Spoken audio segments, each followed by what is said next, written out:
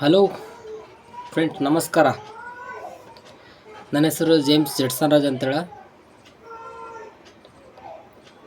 ಯೂಟ್ಯೂಬ್ನಲ್ಲಿ capital ಲೆಟರ್ಗೆ JEMASGUDSONRAG ಅಂತ type ಮಾಡಿ ಈ ವಿಡಿಯೋ ಫುಲ್ ನೋಡಿ, ಲೈಕ್ ಮಾಡಿ, ಕಮೆಂಟ್ ಮಾಡಿ, ಶೇರ್ ಮಾಡಿ, ಸಬ್ಸ್ಕ್ರೈಬ್ ಮಾಡಿ.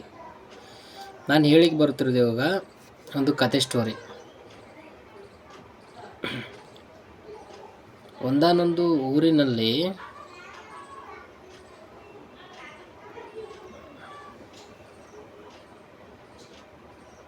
ಮೇಲಿಹಳ್ಳಿ, ಆ ಹಳ್ಳಿಯಲ್ಲಿ ಒಂದು ತೋಟವಿತ್ತು.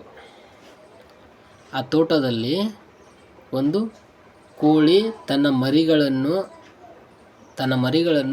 ಕಾಯುತ್ತಾ ವಾಸ ಮಾಡುತ್ತಿದ್ದವು.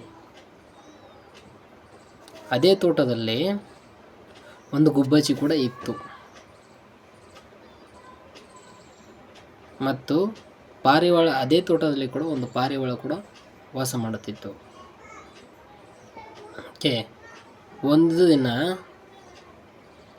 ಕೋಳಿಯ ರೆಕ್ಕೆಯನ್ನು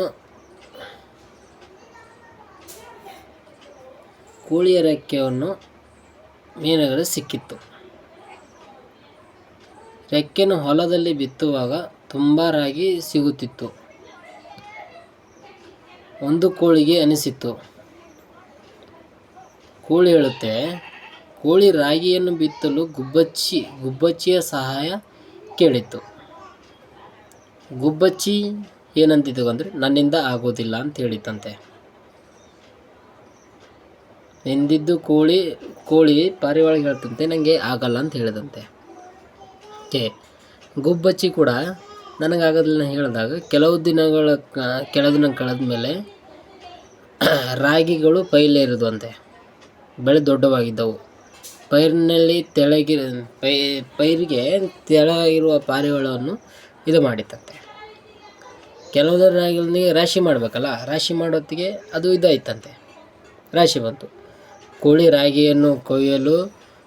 ಕೋಳಿ ರಾಗಿಗೆ ಹೇಳ್ತಂತೆ, ಕೊಯ್ಬೇಕು, ಅದನ್ನು ಕೊಯ್ದ್ರಂತೆ ನಾವು ಇದಾಗ್ತದೆ ಅಂತೇಳಿ ಸಹಾಯ ಮಾಡೋದು ಕೇಳಿತು. ಗುಬ್ಬಚ್ಚಿ ನನ್ನಿಂದ ಆಗಲ್ದು ಎಂದು ಹೇಳಿದ್ರಂತಪ್ಪ. ಆಮೇಲೆ ನಂತರ ಕೋಳಿ ಮರವನ್ನು ಮರದಲ್ಲೆಲ್ಲ ಏರಿ ರಾಗಿದು ತೆನೆ ಬರ್ತಾವಲ್ಲ, ಆ ತೆನೆ ತಿನ್ಬೇಕಂತೇಳಿ ಅದು ಓಡಿ ಬಂತಂತೆ. ಆಮೇಲೆ ಅದಾಗಿದ್ಮೇಲೆ ತನ್ನ ಕೋಳಿಗೆ ಹೇಳ್ತಂತೆ, ನಾನು ಆಗಲ್ಲ, ಅದೆಲ್ಲ ಮಾಡಲ್ಲ ಅಂತೇಳಿ.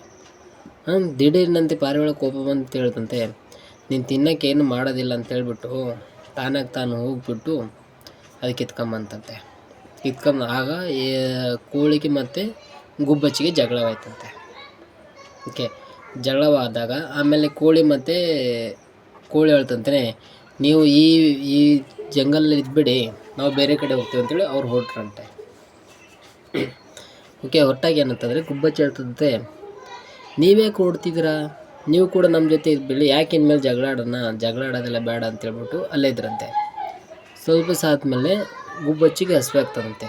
ಆವಾಗ ಬೇಸಿಗೆಗಾಲ ಬಂದುಬಿಡುತ್ತಂತೆ. ಬೇಸಿಗೆಗಾಲ ಬಂದಮೇಲೆ ಬೆಳೆಗಳ ಇದಾಯಿತು. ಆಮೇಲೆ ಬೇಸಿಗೆಗಾಲ ಬಂದಾಗ ಏನಾಗ್ತದೆ ಅಂತಂದರೆ, ಬೇಸಿಗೆಗಾಲ ಬರುತ್ತೆ. ಬೇಸಿಗೆಗಾಲ ಬಂದಾಗ ಆ ಗುಬ್ಬಚ್ಚಿ ಹೇಳುತ್ತಂತೆ, ಬೇಸಿಗೆಗಾಲ ಬಂದೈತೆ, ನಾವು ಈ ಊರು ಬಿಟ್ಟು ಬೇರೆ ಊರಿಗೆ ಹೋಗೋಣ ಅಂತ ಹೇಳುತ್ತಂತೆ. ಪಾರಿವಾಳಂತೆ, ಇಲ್ಲ, ಇಲ್ಲೇ ನಾವು ಅದು ಇದು ಮಾಡ್ಕೊಂಡು ಇಲ್ಲೇ ಇದ್ಬೇಡಣ, ಬೇರೆ ಕಡೆ ಹೋಗೋದು ಬೇಡ ಅಂತ ಹೇಳುತ್ತಂತೆ. ಆವಾಗ ಗುಬ್ಬಚ್ಚಿ ಹೇಳುತ್ತಂತೆ, ನಾವು ಇಲ್ಲೇ ಇದೇ ಥರ ಇದ್ವಿ ಅಂತಂದರೆ ನಾವು ಯಾರೂ ಇಲ್ಲಿ ಇರಲ್ಲ, ನಾವು ಉಳಿಯಲ್ಲ ಅಂತ ಹೇಳುತ್ತಂತೆ ಪಾರಿವಾಳ. ಗುಬ್ಬಚ್ಚಿ ಹೇಳದಂತೆ, ಸರಿ ಆಯಿತು, ನೀವು ಏನು ಹೇಳ್ತೀರ ಅದನ್ನೇ ಕೇಳೋಣ ಅಂತ ಹೇಳ್ಬಿಟ್ಟು ಅವ್ರು ಹೊರಡ್ತಾರಂತೆ. ಹೊರಟ ಮೇಲೆ ಅಲ್ಲಿ ಹಿಂಗೆ ಸ್ವಲ್ಪ ದೂರ ಹೋದ್ಮೇಲೆ ಅಲ್ಲೊಂದು ತೋಟ ಕಾಣುತ್ತಂತೆ. ಆ ತೋಟದಲ್ಲಿ ರಾಗಿ ಎಲ್ಲ ಬೆಳೆದಿರುತ್ತಂತೆ. ಗುಬ್ಬಚ್ಚಿ ಹೇಳುತ್ತಂತೆ, ನೋಡಿ ಇಲ್ಲಿ ರಾಗಿ ಎಲ್ಲ ಇದೆ, ಇಲ್ಲೇ ನಾವು ಇದೇ ತೋಟದಲ್ಲಿ ಇದ್ಬಿಡೋಣ ಅಂತ ಹೇಳತ್ತಂತೆ.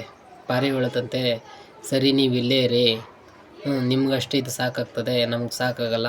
ಪಾರಿವಾಳ ಹೇಳುತ್ತಂತೆ, ಮುಂದೆ ಒಂದು ತೋಟ ಯಾವ್ದು ಇರ್ಬೋದು, ಅಲ್ಲಿ ಹೋಗೋಣ ಅಂತೇಳಿ ಮುಂದೆ ಹೋಗುತ್ತಂತೆ. ಹಂಗೆ ಮುಂದೆ ಹೋಗೋತ್ತಿಗೆ ಮತ್ತು ಇನ್ನೊಂದು ತೋಟ ಸಿಗುತ್ತಂತೆ. ಆ ತೋಟದಲ್ಲಿ ರಾಗಿ ಇರಲ್ಲ, ಏನಿರಲ್ಲ ಅಂತೆ. ಆಮೇಲೆ ಸ್ವಲ್ಪ ದಿವಸ ಹಂಗೆ ಹೋಗುತ್ತಂತೆ, ಅದಕ್ಕೆಲ್ಲ ಸಿಗಲ್ವಂತೆ. ಆವಾಗ ಅದೇನಂತ ಹೇಳುತ್ತೆ ಅಂದರೆ, ಈಗ ನಾವು ಗುಬ್ಬಚ್ಚಿ ಹೇಳಿದ ಮಾತು ಕೇಳಬೇಕಿತ್ತು ಅಂತೇಳಿ ಅದೇ ಬೇಸರವಾಗಿ ಮತ್ತೆ ರಿಟರ್ನ್ ಬರುತ್ತಂತೆ. ಅವು ಅದನ್ನ ಅಲ್ಲಿ ದಾಟಿ ಹೋಗೋಕ್ಕೆ ಏನಿಲ್ಲ ಅಂದರೂ ಒಂದು 40-45 ದಿನ ಆಗೈತಂತೆ. ಓಕೆ, ಅಷ್ಟು ದೂರ ಇದೆ ಆ ಊರನ್ನ.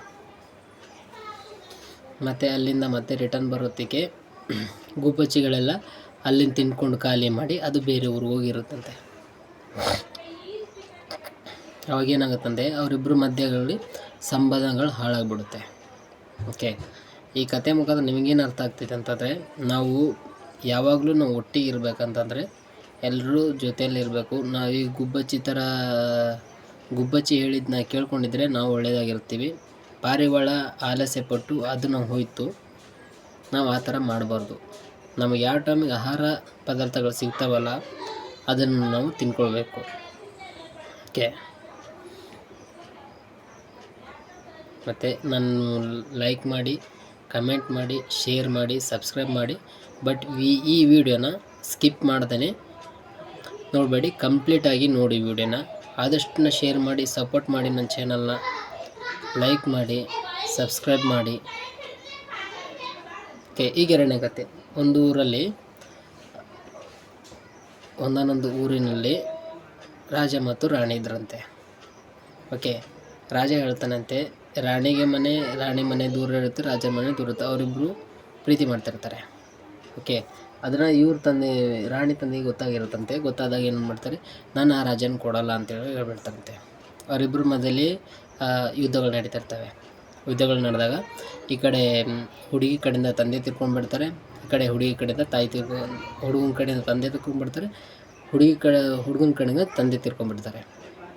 ಈಗ ಇಬ್ಬರು ತಂದೆ ಕೂಡ ತಿರ್ಕೊಂಡ್ಬಿಡ್ತಾರೆ. ಇವಾಗ ಇವ್ರ ಜೊತೆ ಮಂತ್ರಿಗಳೆಲ್ಲ ಇರ್ತಾರಲ್ಲ, ರಾಜನ ಕಡೆಗೆ ಮಂತ್ರಿಗಳಾಗಲಿ, ಆನಂತರ ರಾಣಿ ಕಡೆ ಮಂತ್ರಿಗಳಾಗಲಿ ಇರ್ತಾರಲ್ಲ, ಇವ್ರು ಹೇಳ್ತಾರೆ, ಈಗ ಇವ್ರ ತಂದೆ ನನ್ನ ಕೊಲೆ ಮಾಡಿದರೆ, ನಾನು ಇವ್ರ ತಂದೆ ಕೊಲೆ ಮಾಡಿದ್ದಾರೆ ಅಂತ ಹೇಳ್ತಾರಂತೆ. ಅವರಿಬ್ಬರು ಮುಂಚೆನೇ ಲವ್ ಮಾಡ್ತಿದ್ರು. ಬಟ್ ಇದೀಗ ಏನಾಗುತ್ತೆ, ಲವ್ನ ದ್ವೇಷದಿಂದ ಬೆಳೆಯುತ್ತೆ. ದ್ವೇಷದಿಂದ ಬೆಳೆದಾಗ ಏನಾಗುತ್ತೆ ಅಂತಂದರೆ, ಈತ ಹೇಳ್ತಾನಂತೆ, ನೀನು ನನ್ನನ್ನು ಪ್ರೀತಿ ಮಾಡಿದರೆ ನಾನು ನಿನ್ನನ್ನು ಪ್ರೀತಿ, ನಾವಿಬ್ಬರು ಮದುವೆ ಆಗ್ಬಿಡೋಣ ಅಂತ. ಆಗ ರಾಣಿ ಹೇಳ್ತಾಳಂತೆ, ಇಲ್ಲ, ನಾನು ನಿನ್ನ ಯಾಕೆ ಮದುವೆ ಆಗಲಿ, ನೀನು ಯಾರಂತ ನಾನು ಮದುವೆ ಆಗಬೇಕು ಅಂತ ಕೇಳ್ತಾಳಂತೆ. ಆಗ ರಾಜ ಹೇಳ್ತಾನಂತೆ,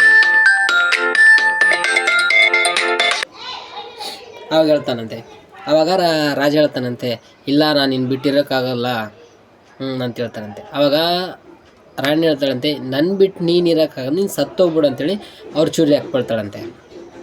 ಚೂರಿ ಹಾಕಿದಾಗ ಹಂಗೆ ಹೆಂಗೋ ಮಾಡಿಬಿಟ್ಟು ತಪ್ಸ್ಕೊಂಡು ಹೋಗ್ಬಿಡ್ತಾನೆ ರಾಜ ತಪ್ಸ್ಕೊಂಡು ಹೋದಾಗ ಏನಾಗುತ್ತದೆ, ರಾಜ ತಪ್ಸ್ಕೊಂಡು ಹೋಗ್ಬಿಡ್ತಾನೆ. ಅವರ ಜೊತೆಯಲ್ಲಿರೋರನ್ನ ರಾಜನ ಕರ್ಕೊಂಡು ಹೋಗಿಬಿಡ್ತಾರೆ. ರಾಣಿಗೆ ಏನೂ ಆಗಿರಲ್ಲ. ರಾಣಿ ರಾತ್ರಿ ಮನೇಲಿ ಮಲ್ಕೊಂಡಿರ್ತಾಳೆ. ಇವನು ರಾಜನ ಮಾಡ್ತಾನೆ, ರಾಣಿ ಕಡೆ ಇರ್ತಕ್ಕಂಥ ಪ್ರತಿಯೊಬ್ಬರನ್ನು ಅವರಿಗೆ ಡ್ರಿಂಕ್ಸ್ ಎಲ್ಲ ಮಾಡಿಸ್ಬಿಟ್ಟು, ಅವ್ರಿಗೆ ಸಾರಾಯಿ ಅದು ಇದು ಕೂಡಿಸ್ಬಿಟ್ಟು ಅವರಿಗೆ ಕೋಮಾದಲ್ಲಿ ಮಾಡಿಸ್ಬಿಟ್ಟು ಆ ಮಹಾರಾಣಿ ಮೇಲೆ ಸ್ಪ್ರೇ ಹೊಡೆದ್ಬಿಟ್ಟು ರಾಣಿಗೆ ಕರ್ಕೊಂಡು ಹೋಗ್ತಾನಂತೆ. ರಾಣಿ ಕರ್ಕೊಂಡೋದಾಗ ಏನಾಗುತ್ತೆ ಅಂದರೆ, ರಾಣಿ ಕರ್ಕೊಂಡೋಗಿದ ತಕ್ಷಣ ರಾಣಿ ಅವಳಿಗೆ ಗೊತ್ತಾಗಲ್ಲ. 2 ದಿವಸ ಆದಮೇಲೆ ಜ್ಞಾಪಕ ಬಂದುಬಿಡುತ್ತೆ. ಅವಳು ಕಣ್ಬಿಟ್ಟು ನೋಡಿದಾಗ, ನಾನು ಎಲ್ಲಿದ್ದೀನಿ, ನಾನು ಯಾಕೆ ಇಲ್ಲಿ ಬಂದೀನಿ ಅಂತ ಅವಳ ಜೊತೆ ಸುತ್ತ ಒಂದು 6 ಜನ ಇರ್ತಾರೆ. 6 ಜನ ಕಡೆ ನಾನು ಯಾಕೆ ಇಲ್ಲಿದ್ದೀನಿ, ನೀವೆಲ್ಲ ಯಾರಿದ್ದೀರಾ, ನನ್ನ ಮನೆ ಯಾಕೆ ಬಂದಿದ್ದೀರ ಅಂತ ಕೇಳಿದಾಗ ಅವ್ರು ಹೇಳ್ತಾರೆ, ನೀವು ನನ್ನ ಮೇಲೆಲ್ಲ ಮಹಾರಾಣಿ ಅವರೇ, ನೀವು ನಮ್ಮ ಮಹಾರಾಜನ ಮದುವೆ ಮಾಡ್ಕೊಳ್ಳೋಕೆ ನೀವು ನಮ್ಮ ಮನೆಗೆ ಬಂದಿದ್ದಾರೆ ಅಂತ ಹೇಳಿದಾಗ, ಆಗ ಅವಳು ಕೋಪದಿಂದ ತೆಗೆದು ಕೈನ ಬಿಡಿಸ್ತಾಳಂತೆ. 2 ಕೈನ ಕೂಡ ಈ ಥರ ಕಟ್ಟಾಕಿಬಿಟ್ಟಿದ್ದಾರಂತೆ. ಈ ಥರ ಕಟ್ಟಾಕಿ ಒಂದು ಸಲ ಇಟ್ಟಿದ್ದಾರಂತೆ. ಆಗ ಮಹಾರಾಜ ಬರ್ತಾನೆ. ಮಹಾರಾಣಿ ಕೇಳ್ತಾನೆ, ಇವಾಗ ನನ್ನ ತಪ್ಪಿಸ್ಕೊಂಡು ನೀನು ಯಾವ ಥರ ಹೋಗ್ತೀಯ, ನಾನು ನೋಡೇ ಬಿಡ್ತೀನಿ, ನಿನ್ನ ಮದುವೆ ಆಗಿಲ್ಲ ಅಂದ್ರೆ ಪರವಾಗಿಲ್ಲ, ನಾನು ನಿನ್ನ ಕೊಲೆ ಮಾಡಿಬಿಡ್ತೀನಿ ಅಂತ ಹೇಳ್ತಾನೆ. ಆಗ ರಾಣಿ ಹೇಳ್ತಾಳೆ, ನೀನನ್ನು ಕೊಲೆ ಮಾಡೋದೇನೋ, ನಾನೇ ನಿನ್ನ ಸಾಯಿಸಿಬಿಡ್ತೀನಿ ಅಂತ, ನನ್ನ ತಂದೆನ ಸಾಯಿಸಿದಿರಲ್ಲ, ನಿಮ್ಮನ್ನ ಯಾರನ್ನ ಕೂಡ ಬಿಡಲ್ಲ ಅಂತ ಹೇಳ್ಬಿಟ್ಟು ಹೇಳ್ತಾರೆ. ಆ ಕೊನೆಯದಾಗಿ ಏನಾಗುತ್ತೆ ಅಂತಂದರೆ, ಮಹಾರಾಜ ಹೇಳ್ತಾನೆ, ಹೌದಾ, ನಮ್ಮನ್ನ ಕೊಲೆ ಮಾಡೋಷ್ಟು ಎಷ್ಟೊಂದು ಧೈರ್ಯ ಐತೆ ನಿನಗೆ, ಬಾ ನೋಡೇ ಬಿಡ ನೀನೇ ನಾನು ಅಂತ ಹೇಳ್ತಾನೆ. ಆವಾಗ ನೋಡಿದ ತಕ್ಷಣ ಹೇಳ್ತಾನೆ, ಇಲ್ಲ ಅಂಥೇಳಿ ಅವರಿಬ್ಬರು ಗಲಾಟೆ ಮಾಡ್ತಿರ್ತಾರೆ. ಹಾಗೆ ಗಲಾಟೆ ಮಾಡೋದಾಗೆ ಮಹಾರಾಣಿ ಕಡೆಯಿಂದ ಒಂದು ದೊಡ್ಡ ಯುದ್ಧ ಮಾಡೋ ವ್ಯಕ್ತಿ ಬರ್ತಾನೆ. ಯುದ್ಧ ಮಾಡೋ ವ್ಯಕ್ತಿ ಬಂದ್ಬಿಟ್ಟು ಅಲ್ಲಿಂದ ಗುಂಡಾರಿಸ್ತಾನೆ. ಗುಂಡಾರಿಸಿದ ತಕ್ಷಣ ಅಲ್ಲಿ ಅವಳ ಕೈಯಲ್ಲಿರ್ತಕ್ಕಂಥ ಗುಂಡಾರಿಸಿದಾಗ ಹೊಗೆ ಬರುತ್ತಲ್ಲ, ಆ ಹೊಗೆಯಿಂದ ಕೈಯಲ್ಲಿರ್ತಕ್ಕಂಥ ಎಲ್ಲ ಕೂಡ ಬಿಡಿಸ್ಕೊಂಡು ತಪ್ಸ್ಕೊಂಡು ಹೋಗ್ಬಿಡ್ತಾಳೆ ಅವ್ರ ಹೋಗಿ. ಆಮೇಲೆ ಮಹಾರಾಜ ಅದೆಲ್ಲ ಹೊಗೆಲ್ಲ ಆಗಿದ್ಮೇಲೆ ನೋಡ್ತಾನೆ, ಅಲ್ಲಿ ಮಹಾರಾಣಿನೇ ಇರಲ್ಲ. ಓಕೆ, ಈಗ ನಾನು ಈ ಕಥೆನ ಮುಗಿಸ್ತಿದ್ದೀನಿ. ನಾನು ನೆಕ್ಸ್ಟ್ ವೀಡಿಯೋದಲ್ಲಿ ನಾನು ಏನಂತ ಕಂಟಿನ್ಯೂ ಮಾಡ್ತೀನಿ. ಲೈಕ್ ಮಾಡಿ, ಕಮೆಂಟ್ ಮಾಡಿ, ಸಬ್ಸ್ಕ್ರೈಬ್ ಮಾಡಿ, ಶೇರ್ ಮಾಡಿ, ಸಪೋರ್ಟ್ ಮಾಡಿ. ಈ ವಿಡಿಯೋನ ಪ್ರತಿಯೊಬ್ಬರು ಆ ಥರನೂ ಶೇರ್ ಮಾಡಿ. Thank you.